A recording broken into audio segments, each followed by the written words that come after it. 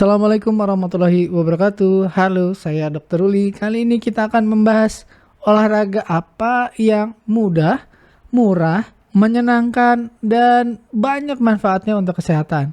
Ya, bener banget, jalan kaki. Jadi bagi Anda yang masih sanggup untuk berjalan kaki, mulai berjalan kaki untuk kesehatan. Nah, pengen tahu apa sih keajaiban jalan kaki? Kenapa dianggap yang paling mudah, murah, menyenangkan, dan paling banyak manfaatnya?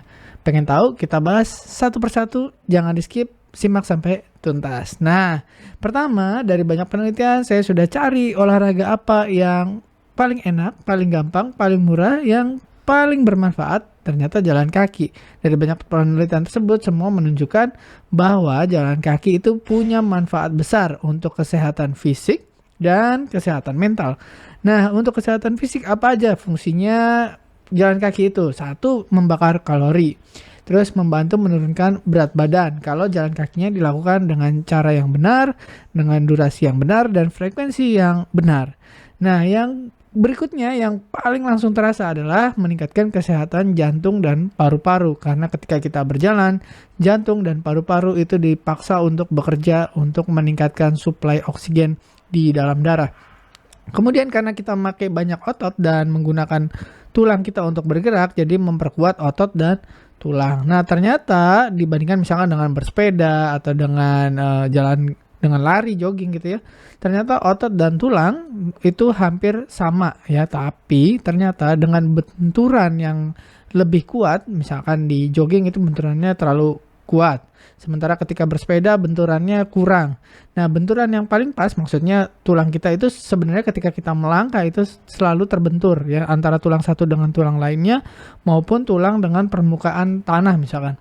Nah, itu membuat otot dan tulang kita untuk bisa kerusakan kecil yang terjadi ketika benturan terjadi itu membuat otot dan tulang kita tumbuh dengan baik. Jadi yang jelek-jelek akan digantikan oleh sel baru yang lebih sehat, yang lebih muda, lebih bagus gitu.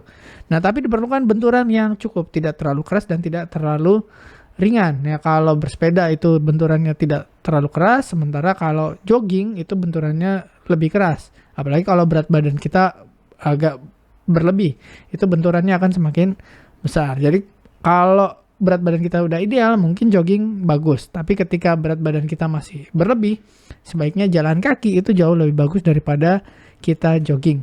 Nah, selain memperkuat otot dan tulang, juga menjaga kadar gula darah tetap stabil. Nah, ini yang paling disuka sama pasien diabetes terutama. Dan yang pengen nurunin berat badan gitu ya. Gula darahnya stabil, kenapa? Karena tadi ototnya dipakai bekerja, jantungnya bekerja, nafas atau paru-parunya juga sirkulasinya bagus.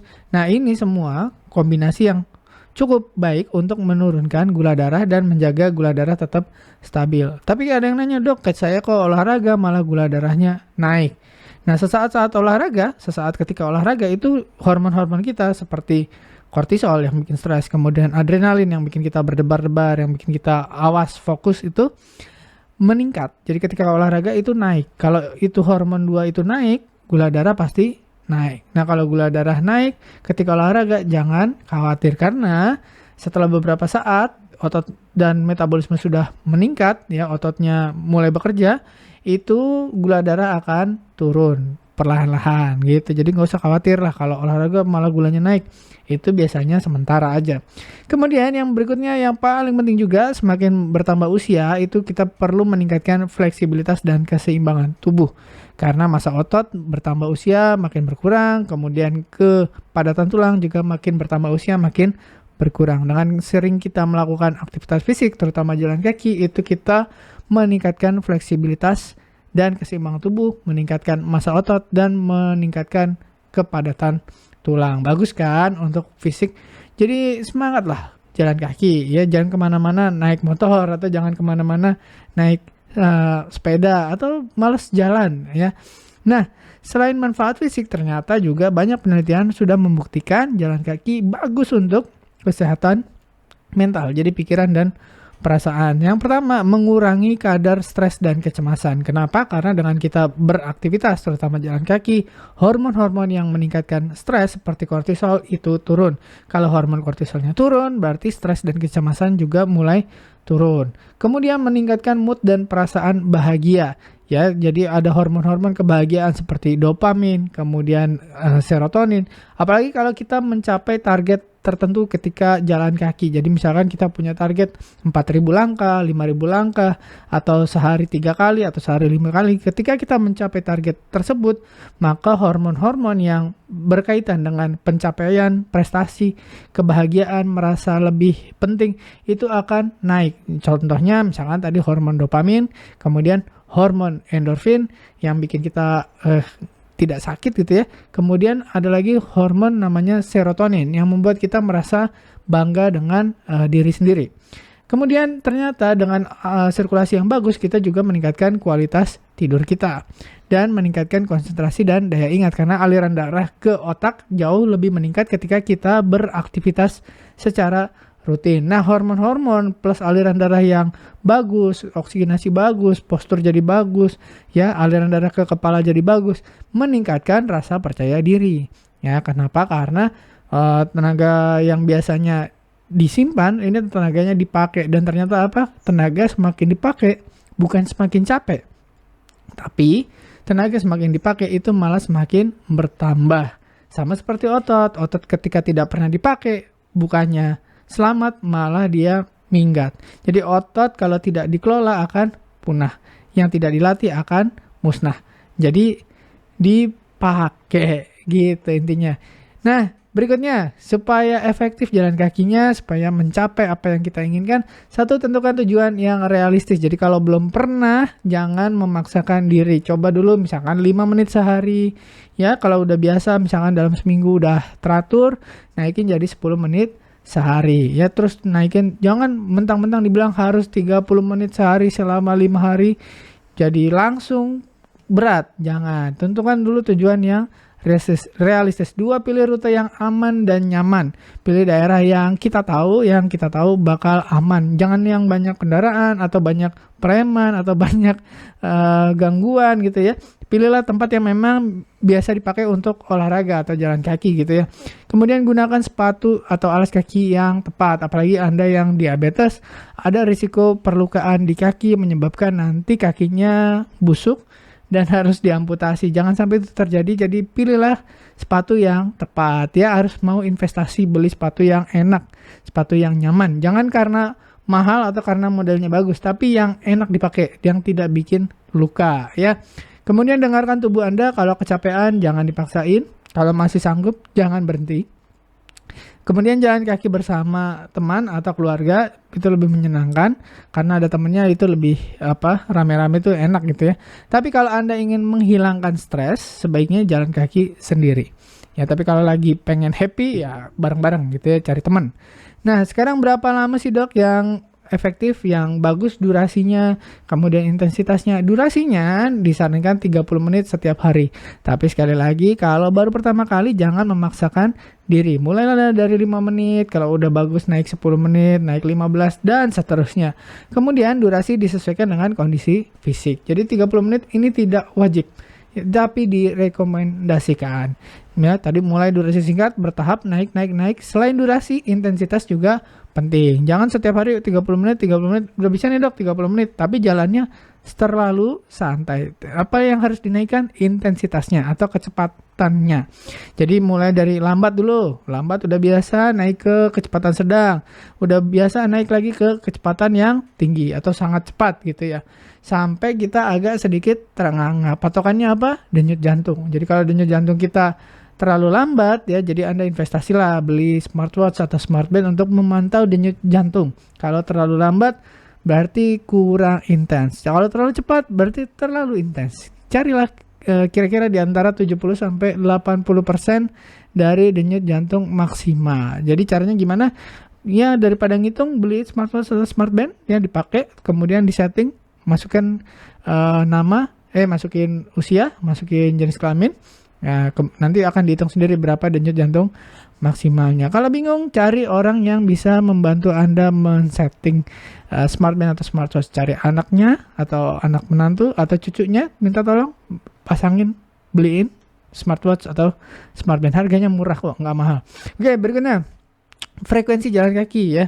Yang ideal itu seminggu 5 hari ya. Jadi kalau bisa setiap hari ya 7 hari. Tapi kalau minimal mungkin seminggu sekali, seminggu 3 kali masih oke lah daripada enggak sama sekali. Tapi sebenarnya ketika kita misalkan, oh saya nggak ada waktu nih, boleh dicicil kok. Misalkan pagi, siang, sore, malam.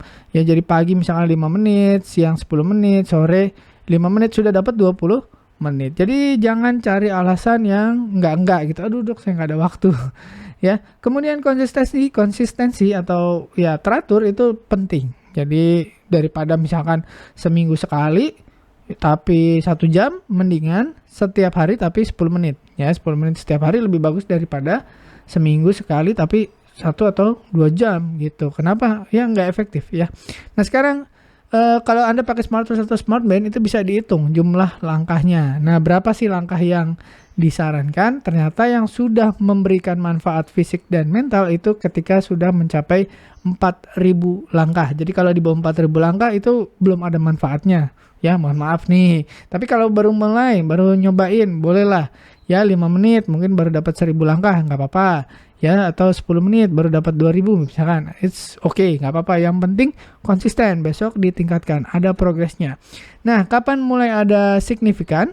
Itu ketika 7.000 langkah. Jadi kalau misalkan Anda, aduh kayaknya susah nih dok, ya dicari tempat yang nyaman nih, jalan kaki misalkan di taman nggak enak atau dekat rumah nggak enak, carilah tempat yang misalkan tempat wisata atau di mall, itu it's okay. Yang penting Anda mencapai target 7.000 langkah atau 4.000 langkah. Nah optimal itu sekitar 10.000 langkah. Ini penelitian di Jepang dari zaman dulu. Ya, ketika 10.000 langkah itu optimal sekali. Jadi meningkatkan denyut jantung, meningkatkan metabolisme. Orangnya hidupnya jauh lebih panjang umur gitu katanya di Jepang sana.